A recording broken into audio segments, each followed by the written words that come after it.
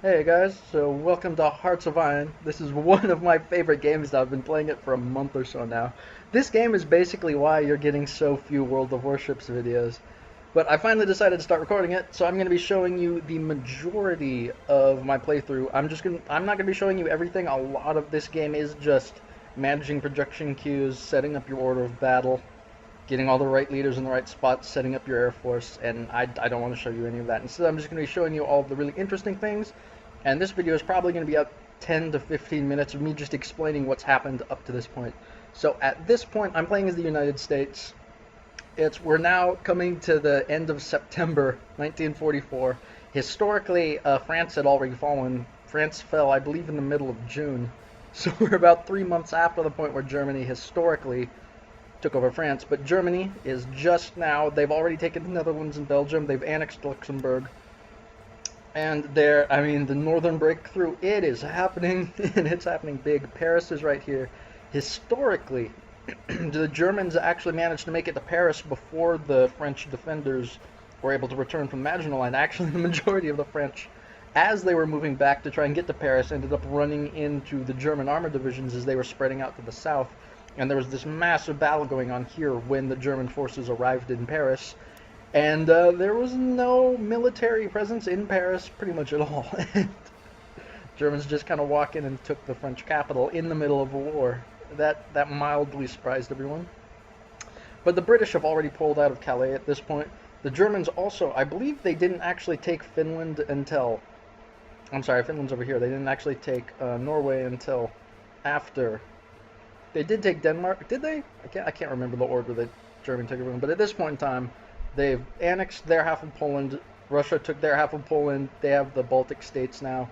The Soviet-Finland Winter War it's coming. Sweden's neutral with everyone. The United Kingdom is currently not doing much of anything, but there have been several minor changes from history. Like Italy isn't participating in the war at all up to this point. Blah blah blah. We don't need to worry about the little things. But basically, the biggest change is you can tell which faction a nation is in by the color of their name. The blue means they're with the Allies. Black means they're with the Axis. And we have the handful of allies down here as well. The British still have all of the India still. And red is the communists, which I'm pretty sure are just these three at the moment. Soviet Union, obviously. Japan has also already formed with the Allies. Usually they install a puppet government in Manchuria, but this game the AI has decided to annex it outright, which is an interesting strategy. They're going to have hell with the rebels there, but nah, I don't really care. And Japan is in the process of invading China. The Republic of China is allied with most of these places, except for the People's Republic of China, which is just a whole funny thing. But this is actually progressing reasonably historically. You will notice the Philippines are with the Axis, though. That's strange. Why are the Philippines with the Axis? I don't understand. Oh, whoops. I may have accidentally gone fascist. My bad. But hey, to be entirely fair, Mexico looks really cool in black. That's all I have to say. I mean, look at it. It's all stylized. So I may have gotten wrong one. I may have gotten Charles Lindbergh elected president, and he might be a fascist slightly, and we might have a Nazi as our vice president. But everyone else is still Republican and the progressivists. And I mean, could the Nazis really get 71% of the popular vote in the United States when there's less than like 4% of our population was German at the time? Eh, we don't need to talk about that. So this is a very twisted alternative reality where the United States invaded and turned Canada, Mexico, all of these nations, half of South America into their puppets. Let's just go through the list of puppets I have at the moment. I was really bored during the slow build-up, okay? So I'm at war with all of the allies. I'm an Axis member. I'm allied with Portugal and Liberia for some reason. But I have Portugal, the Philippines, Liberia, Canada, Cuba, Costa Rica, the Dominican Republic, Guatemala, Haiti, Honduras, Mexico, Nicaragua, El Salvador, Brazil, Colombia, Ecuador, and Venezuela are all my puppets. And I'm still guaranteeing the independence of the rest of the South American nations, and I'm giving Lend-Lease support to the Germans and Japanese. As I said, the Japanese have not actually joined us yet, and the rest of the Axis has not joined us either. I believe the UK is only technically at war with me and Germany. Yeah, they're just at war with me and Germany. Eventually, when Germany calls the rest of the Axis powers in, Canada and Cuba and all of my puppets are going to end up going to war with them as well. Because Liberia I did absolutely turn them into a puppet, but did they end up becoming Axis? They did. So it turns out whenever I puppet a nation, oh, and I can call them to arms myself. I don't need to though. I'm gonna, I believe in myself. I took Portugal. Don't ask me why I took Portugal.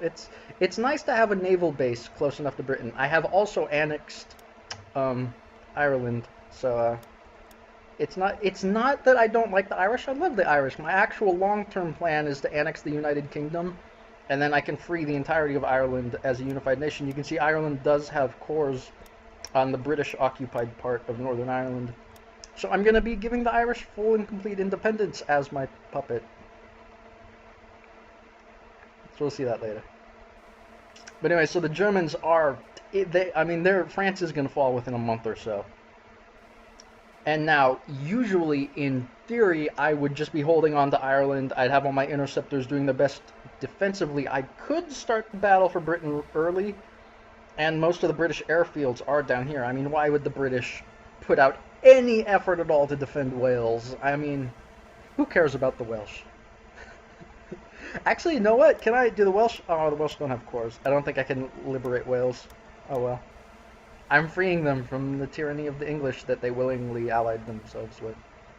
I'm also going to free Scotland. Actually, nope, Scotland doesn't have cores either, so I'm only going to free Ireland, but that's beside the point.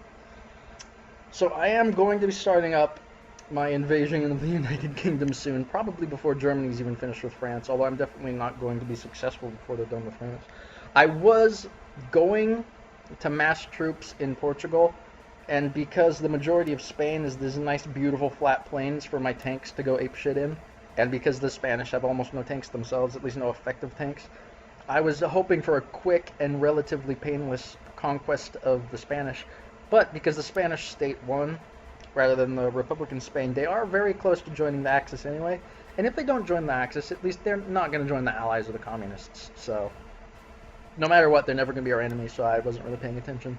What I was doing, though, I didn't cheat, but I twisted history a little. I modified America's starting army quite drastically. I removed almost all of our cruisers and battleships and destroyers, and most of our aircraft carriers even, so I could build up a larger air force quicker, and also produce a lot more factories, so I'd have a lot more production at this point than they historically would have. Because America isn't strong enough already. I have to cheat a little. But the end result was my navy actually was not very powerful. I ended up, when Germany called me in to help them with the Allies, I don't know why they called me instead of Japan, but Germany asked me to help with France. I said no. They asked me to help with France again. I said no. They asked me to help with France or they'd declare war on me. So alright, fine.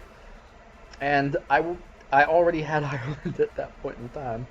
And my plan was going to be to, I don't really know. My plan was to build up armed forces and have all my aircraft carriers. I have a bunch of aircraft carriers under production right now. Just don't mind this, the game's a little slow. Bunch of aircraft carriers under construction. The newest one's going to be ready at the end of 1941. So it's going to be over a year before I start getting aircraft carriers. It's going to be a year and a half before I start getting them, and the last ones are going to be done in just a little under 2 years. So it's going to be a while before I actually have enough carriers to really threaten the British Navy wholesale. What I was doing, during the actual war, the majority of the trade that Britain had was with the United States, so the majority of the convoys were crossing the Atlantic, because I'm slightly fascist, and I might be an Axis member. The only trade the British have are with all of their various allies in Africa and Asia. So all of the British trade is either coming through the Mediterranean, which the Italians are screwing with hard, and so the majority of it's actually coming around Africa. And because I have Portugal, I was using Portugal and the islands, whatever they're called. I was using them as a naval and air force base to just clog this area with aircraft and my fleet.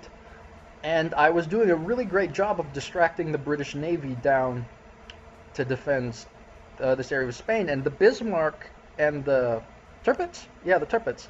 the two German battleships. The German AI usually keeps them hidden in bases over here and never actually uses them, even though they build them anyway, just like they actually did.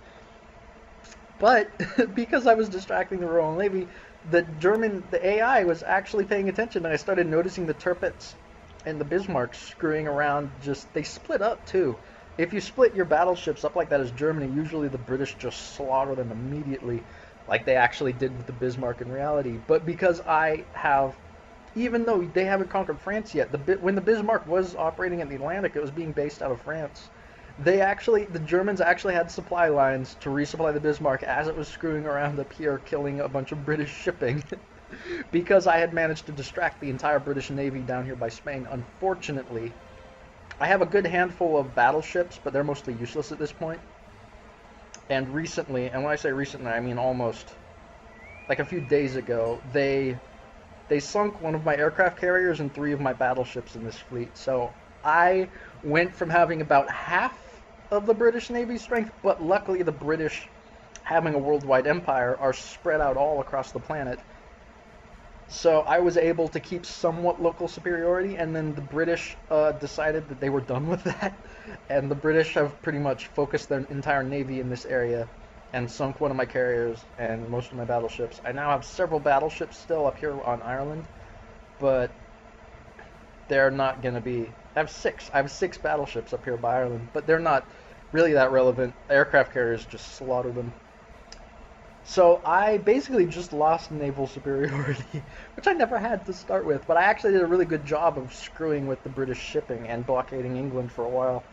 But yeah, then the British, they decided that the navy was significantly larger, which it was. So I'm going to have to start my invasion of England a lot earlier than I was planning to. But that's okay, because I have a plan. So I think I'm going to end this video here now. It probably isn't even recording, but if it is, hey! So the next video is probably going to be pretty short. I'm just going to explain what my plan is. Then the video after that, I'm going to actually be beginning the invasion of England, and it's going to be a drawn-out one, but hopefully I don't get all my troops killed, because we're eventually going to have to deal with a much, much, much larger threat. I can't even fit their name onto the screen. Yeah, this is gonna be a challenge. Oh boy. Although Moscow is like right over here somewhere. We actually only needed to take this much of the Soviet Union to force them to surrender, but still, that is a lot. I mean, just look at them. They are everywhere. Oh, but yeah, we're gonna be taking England soon. Compared to Russia, England actually isn't that much of a challenge if you get the invasion off quick enough, which I'm going to. So yay, England, you will be mine. All of your tea will belong to me. But no, seriously.